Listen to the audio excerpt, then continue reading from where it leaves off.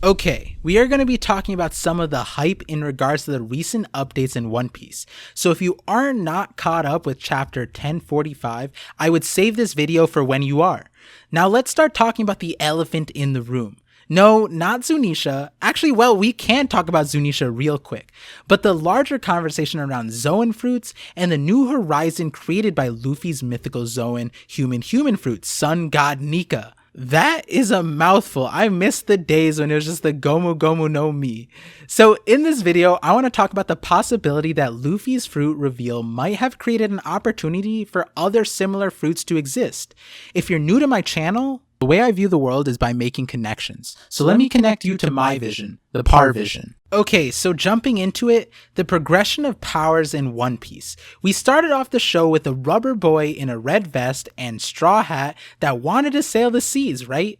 His toughest foes at first involved swords and slashes and other tricky devil fruits. Then we started getting introduced to Logia powers. Logia powers were considered rare as they were reserved to natural elements, and were overwhelmingly powerful. If it weren't for convenience that Luffy found or was the counter to his first two primary Logia antagonists, then we wouldn't really have One Piece. Zoans and Paramecias, while powerful, felt like a cut below Logias for a long time until Haki was introduced, which kind of leveled the playing field. Thereafter, we were introduced to really powerful Paramecias like Law or Sugar, or Big Mom, and awakened Paramecias like Doflamingo and Katakuri. Then we got hit with mythical Zoans, and these mythical Zoans sometimes had crazy elemental powers like Kaido and Yamato and Marco. So it was like a Zoan and a second fruit all in one. And then we got hit with Luffy having a god mythical Zoan fruit instead of a simple Paramecia fruit. The progression of things almost makes it feel like Luffy's fruit is just the start to the escalation of powers, which is kind of crazy to imagine considering everything we've seen. But the reality is, it wouldn't be all that interesting if there wasn't more to One Piece, and Luffy as Sun God Nika just overwhelmingly bopped the rest of the antagonists. Naturally, there will probably be further escalation of powers outside of Luffy, as absurd as that sounds. To me, it sounds absurd because we have come to know Kaido as the strongest creature on the planet, but if Luffy defeats him just after accessing his powers, then it would kind of allude to the fact that there will be powers that will be able to counter Luffy, right? But something else that has always been hanging over my head is Kaido being as powerful as he is. He had been captured, 17 times, but never killed?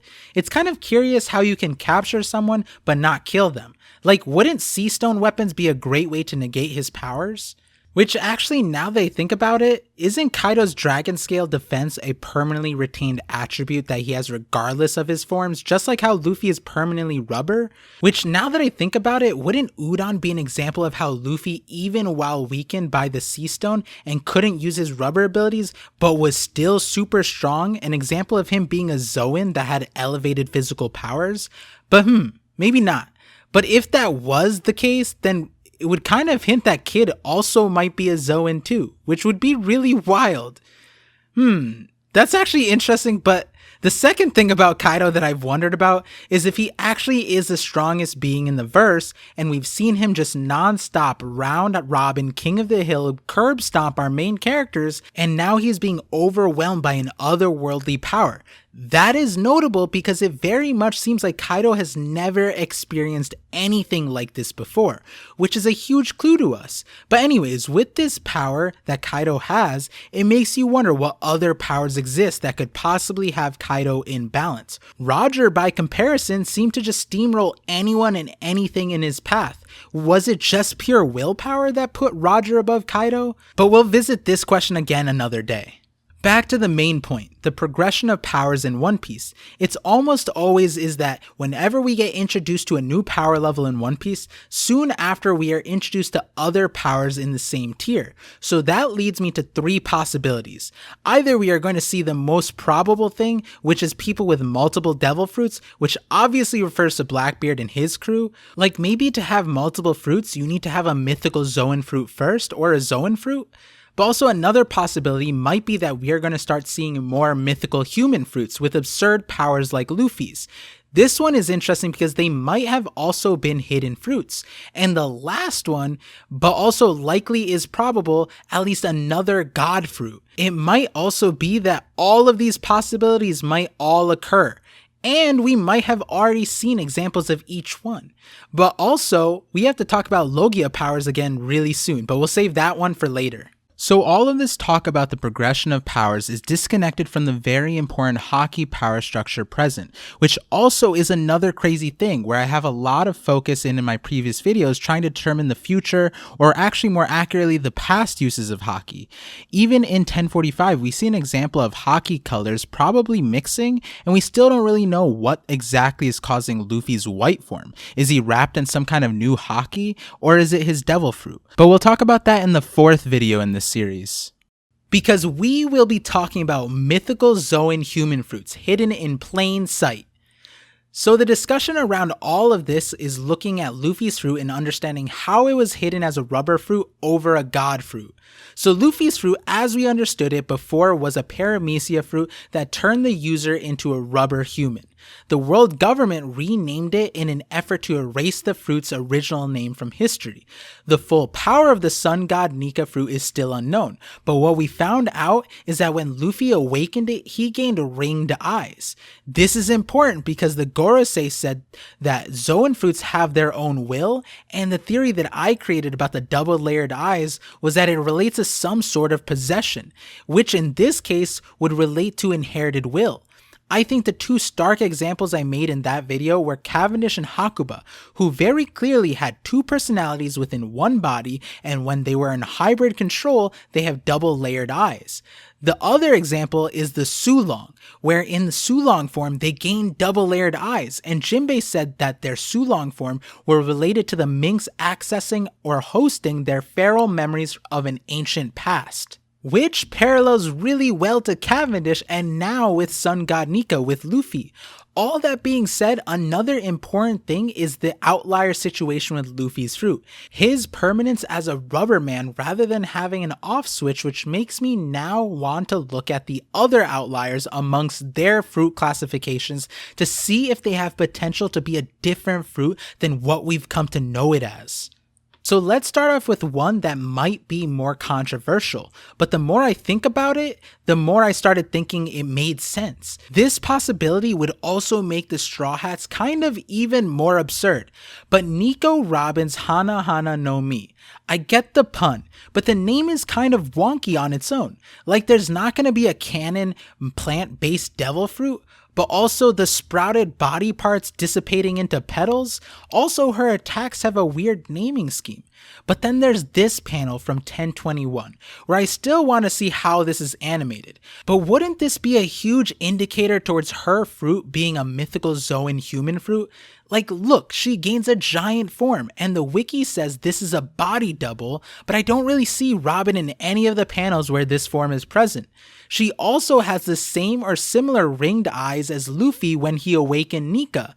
Also, Robin does have a sort of different personality. She has a more aggressive dialogue here. That might be a stretch, but this feels like what Oda did with Robin before. Apparently, ever since Fishman Island, Robin used Fishman karate in a scene without us knowing, and it was never explained to us. And that was only revealed to us in this chapter. Similarly, if Oda dropped this form with no real explanation, only for Luffy to awaken as a mythical Zoan, what are the chances Robin's fruit has a similar history? Her fruit being named the mythical Zoan human model demon or something, which would be fitting since her epithet this entire time was demon child. Or it could be that her fruit is the mythical Zoan human model Durga or Devi, which are Hindu deities and gods often depicted with many arms. There are a few options for sure that I think would make sense. But so now I'm not done connecting why Robin's fruit kind of made sense for this. So we know with Zoan fruits they contain a will. Similarly to Luffy wanting to be the freest person in the world, for as long as we've known, Robin has had laser focus on learning the true history. even as a child. And here's another point that I want to elaborate on in this video, but in my videos with BDA and that One Piece talk, I was saying there was actually evidence that Luffy had some ancient knowledge that was seemingly masked by running goofiness gags we associated with Luffy. There might be many examples like this where Luffy might have had knowledge from Sun God Nika, which is why he said these things that seemed idiotic to anyone present. Like if some random dude said that they could walk on water, you'd be like, you're dumb. And even if Jesus was in front of you and said it, you'd probably be like, yeah, sure, whatever, until they actually showed you. But anyways, similarly, we know human fruits are supposed to give you knowledge, or rather, Oda hid in the SBS about Chopper's fruit that it can make you more human or enlighten you. In Chopper's case, being an animal first, it gave him extremely high intelligence. In Luffy's case, it might have enlightened him towards a specific will. Now circling back to Robin, it might have done the very same thing for her. For one thing, Robin was a genius by Professor Clover's standards. The man Rayleigh claimed to be a genius, and Rayleigh knew the true history of the world. As a child, Robin aced her archaeology exam, and Clover said Robin was like her mother, but also her genius is unmatched. On top of that, Robin as a child managed to learn and decipher poneglyph texts, which is the secret Kozuki clan writing. I imagine it's not that easy to decipher. And Robin learned how to do it in secret. What if this level of intellect was a byproduct of Robin's devil fruit? If it were a mythical Zoan human fruit instead of a simple paramecia, especially if the demon in her already knew of the poneglyph texts, then all of this would make a lot of sense, right? Like Chopper, she as a child gained genius level intellect, and like Luffy, immediately had very laser focus on fulfilling their will that might or might not be intertwined with their devil fruits. And if all of this weren't enough, there's one more connection that actually segues us talking to the other character I want to talk about. The Gorosei and their orders. There's only 3 characters at the Gorosei, well 4 entities if we count all of Ohara, but 3 individuals that the Gorosei have specifically hunted down. They literally sacrificed one of their best CP0 members in trying to prevent Sun God Nika. But another one like that is Robin. She, as a child, evaded Cypher Pole and the world government successfully. That sounds like a nightmare, right? It's actually funny when the Gorosei said that it felt like the Gomu Gomu no Mi was evading them by its own will, and then they responded that it was possible that was the exact case. I kind of thought of Robin in that same light. You know how much willpower it would take to survive while the world government was on your tail as a child? I think most of you guys as 9-year-olds would just give up. But so all of this culminates to something interesting. With Ohara, the Gorosei did not care at all what their intentions were. It was literally on sight. The moment they found out that they were researching the poneglyphs or knew the language, it was an immediate death sentence, which makes it curious because at Eni's lobby, they captured Robin, not executed, and then even in Onigashima, Rob Lucci relays the orders to capture her. Don't kill her. It makes you wonder again if they want something from her, but if it's knowledge, it's weird that she'd know something that the elders wouldn't. But also, they seemed fine with just killing all of Ohara instead of capturing at least one of them, so maybe it is her devil fruit that they are wary of, which would contradict their handling of Luffy and this other character. That other character being Moria again. I talked about him briefly in the last video, but yeah, he is the other character who also happens to have an odd paramecia fruit, and after showing off his powers in Marineford, was then chosen to be executed by Doflamingo. Doflamingo failed, but that doesn't change that the orders most likely came from the Gorosei and the specific conversation Doflamingo had after admitting that Moria escaped. I know I talked about it in the last video, but the lines that Doflamingo says here are again super sus. Doflamingo goes, "I'm talking literally here. He just vanished. It really surprised me. I didn't know the Shadow fruit had that kind of power. Don't worry, he's almost dead anyways. It's too late for him no matter what he does, unless he turns himself into a zombie or something." Considering the conversation around Luffy's fruit, you gotta ask yourself why the world government wanted to snuff out Moria. If it were just for being weak, why would they also send Doflamingo to do it? But anyways, I'm gonna do a more full video on Moria and Luffy and why their powers are interesting together. And that video will also contain Blackbeard because I want to dive deep on the powers rather than this concept of mythical Zoan fruits in that specific video. Which now, if you guys remember on the stream, I sent you all on a wild goose hunt searching for other possible fruits that could have been shown to us as one fruit when in reality it truly awakens towards something else.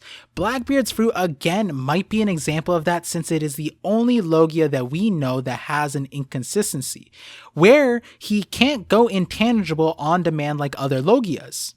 So like Luffy being made of rubber, it's more like Blackbeard is now made of darkness. And again, given that Blackbeard is going to be the end stage antagonist, it makes sense to me that he would end up having a fruit that runs counter to Luffy's sun god Nika powers. So we'll talk more about gods in One Piece and other powers in the next videos.